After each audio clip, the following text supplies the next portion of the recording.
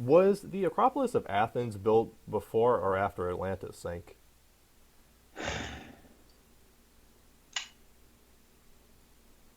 We believe it was constructed before, but not much earlier. Also was later altered and restored, so to speak, much later Okay.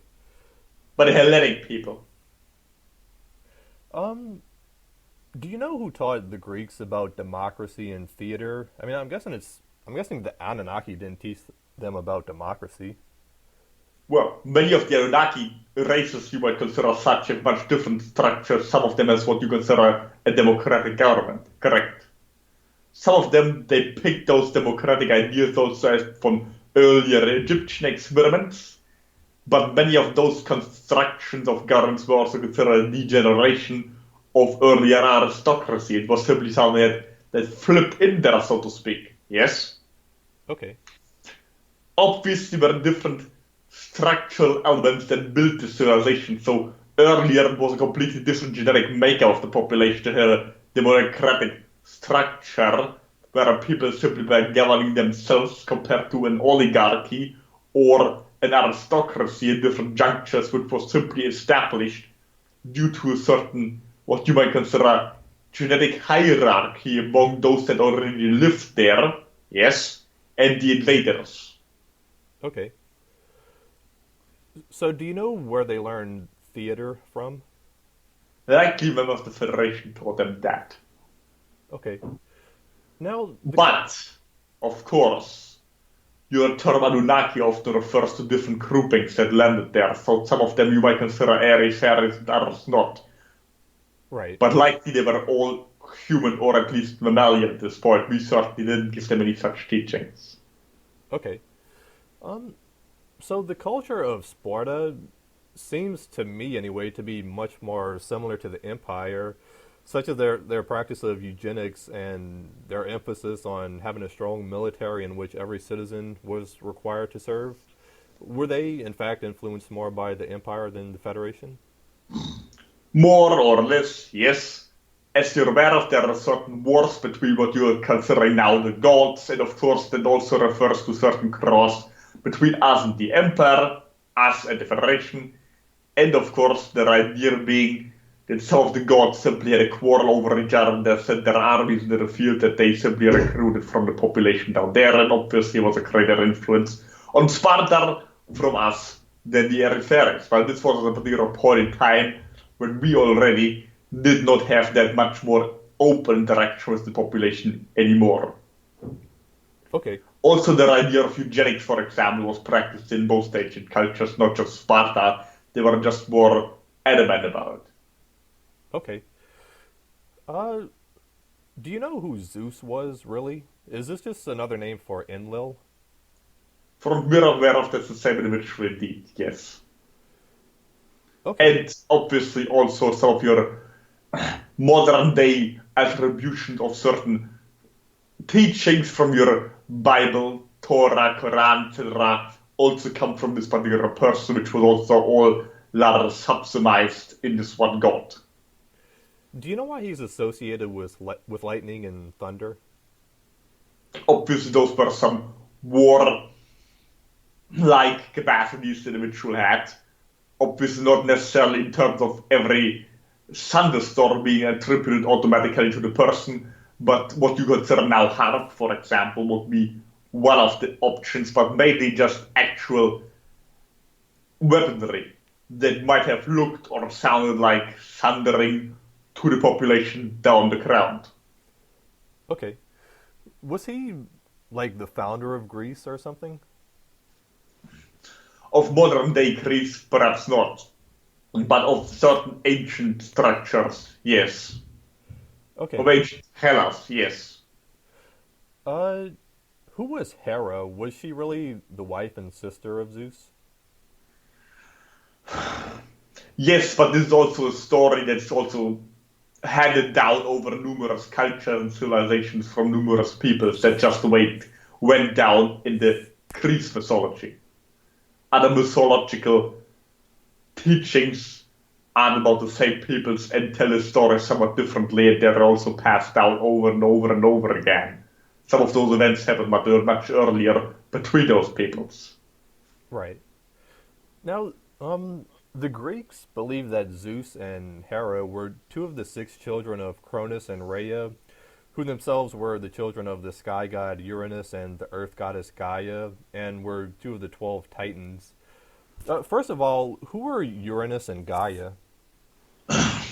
Much of this is a metaphor from invading force, so to speak, and those that were chrononers. So the idea, of course, the genetic alteration of the earliest human races that were founded could be considered then the children, yes, of those. Okay.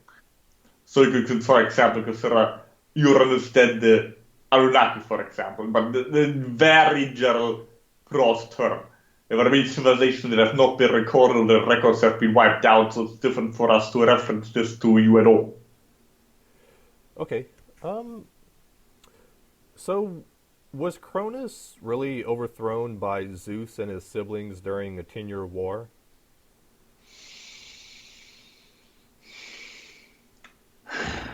Likely much more longer lasting war, but yes, there was a chain of dynasties.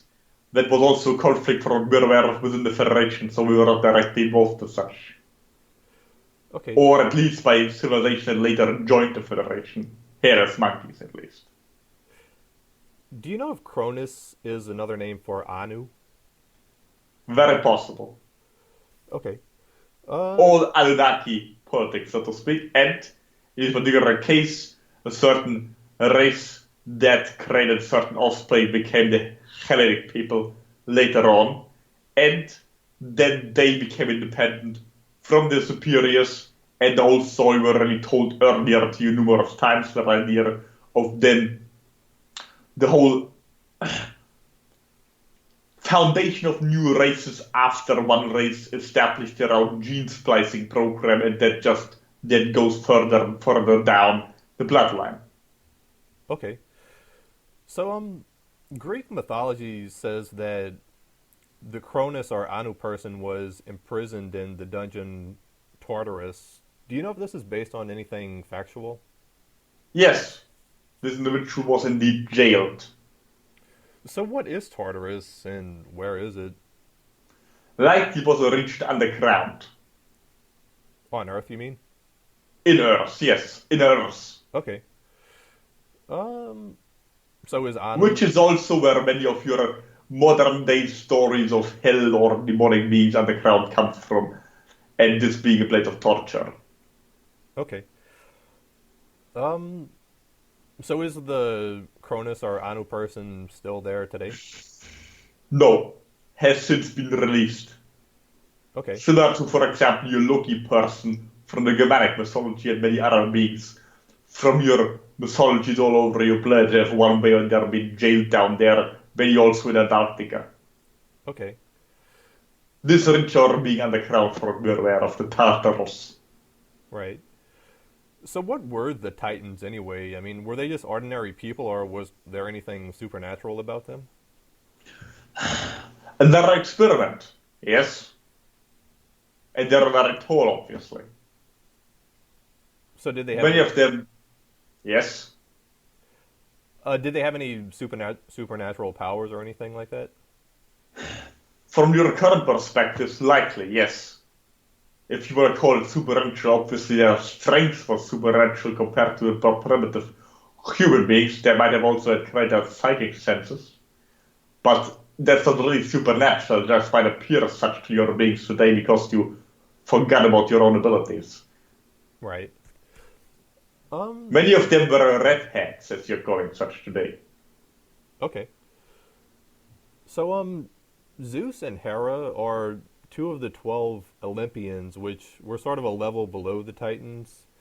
Did the other Olympians like Apollo and Hermes and Aphrodite and Ares really exist? All of those beings exist, yes. Not necessarily the same way you think of, but yes, they existed. Some of water. Okay. The relationships between those beings are necessarily exactly the same as they're being narrated. Right. So why are they associated with Mount Olympus? Did they really live there? Yes, but mostly ships land there. Took off and on. Some were longer stationed there, much as was described above Mount Olympus, actually about a spaceship that was parked there. So are all of the Titans and Olympians still alive today?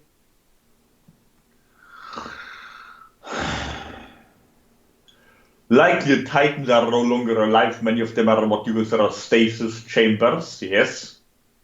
Others are dead. Others might still be living. Referring particularly to the Titans here, to the Earth's monkey beings of their bloodlines, they might have passed on their genes if those individuals are also alive, we're not certain, but their bloodline certainly is. Okay.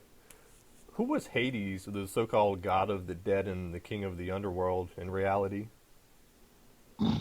Well, and remember of a certain bloodline that was given certain regions also underground, yes? It was just like Tartarus, but not a region. And obviously it was not necessarily a dungeon, it was, well, get a death rat, so to speak, from what we perceive. Originally it was simply another region that was governed over by this particular person that was given such a realm to reign over. Right. Did he really have a three-headed guard dog, Cerberus? There are certain experiments that resulted in such beings, yes.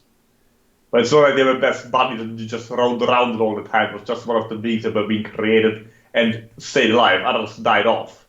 It was also created by some of the so-called Illuminati groupings, but at this particular time, of course, a completely different group than what the Illuminati is today, but something like the Illuminati is today that existed back then that interfered with genetics after they were taught certain things by the gods. And they were just tampering around with genetics without knowing what they were doing. Okay. Who was Medusa? Another member of this larger royal family structure, and also obviously somebody with certain abilities. So could she really turn people who looked at her into stone? Not necessarily because she was so god awfully ugly, since she was just not a hairless monkey, so otherwise you would all constantly turn to stone, right? But really, the idea there was a certain technology by which people could be turned into stone or such, or rather bodily structure would be altered, the molecules would be restructured similar to your what you're aware of from your science fiction and your replicators, yes? Something can simply be turned into this case into food by electronical means, correct? To put it very primitively, of course more complicated than that, but that's how it usually is portrayed in your sci-fi, correct? Right. So the idea simply in this case, the molecule of a body could be altered to turn to a stone-like substance. But then not just by looking at her, she actually had to have this effect consciously. Okay. And did she really have living snakes in place of her hair and the lower body of a snake and wings like she's usually depicted? She had strong reptilian genetics, yes. Not necessarily snakes as hair, it's likely more an alteration or a metaphor. But yes, she liked snakes. She surrounded herself with living snakes, and she obviously had strong reptilian genes. So you might perhaps look at a vampire, for example, that might, in your mind's eye, might look similar to that. However, there's also with scaly skin. A hybrid, what you might call such. Yes? Right. So what about the... did she have a lower body of a snake or wings? Not the lower body, but she had a tail, she had scales, she had certain claws, but she still had something like legs Okay. and vestigial wings. Okay. Is she still alive? From we're aware of, yes. Could her also be a descendant. Many of those hybrids survived, but the Empire never considered them fully reptilian, so we didn't bother. Many of what's very important to human mythology and gods or to the Empire or our structures out here was just a failed experiment down there. Right. Okay. So, was there anything special about the philosophers, Socrates or Plato? Like, for example, were either of them part of the royal Anunnaki bloodline or starseeds? Certainly, some of the bloodlines were passed down, and certainly were royal in their understanding. And many of your philosophers were what you consider starseeds, but it depends really how far you want to stretch that term, because many incarnate your planet have lived somewhere else, therefore they could be considered starseed. It just depends if they're incarnate with a fully conscious memory or if they're being sent there voluntarily, etc., etc., how far you want to stretch that term.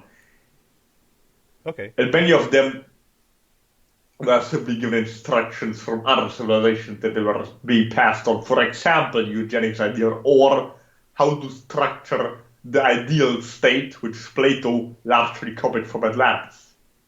Okay. Now about the Battle of Thermopylae. Do you know if this was really 300 Spartans against 1 million Persians? That's grossly exaggerated. There are obviously several such battles, or likely they were simply a minority fighting against the majority, but not necessarily that much of a difference. There, of course, could have been battles like this. It's not completely unrealistic, but like the heroism is blown out of proportion by those that write around on the story. Right. But yes, they were brave warriors, even from our perspectives, and yes, they often withstood a much greater majority why their invasion happened, and they managed to at least send the invaders off for somewhat user time. Okay. All right. Well, Kalask, that answers most of my questions. I really just have one more question, or not even really a question, more of a request. Yeah, you probably know where I'm going with this. Yeah, in the movie Yes, certainly. yeah, the movie 300, there's a scene where a guy yells, "This is Sparta!" And it's been like spoofed and like imitated like by 1 million different people.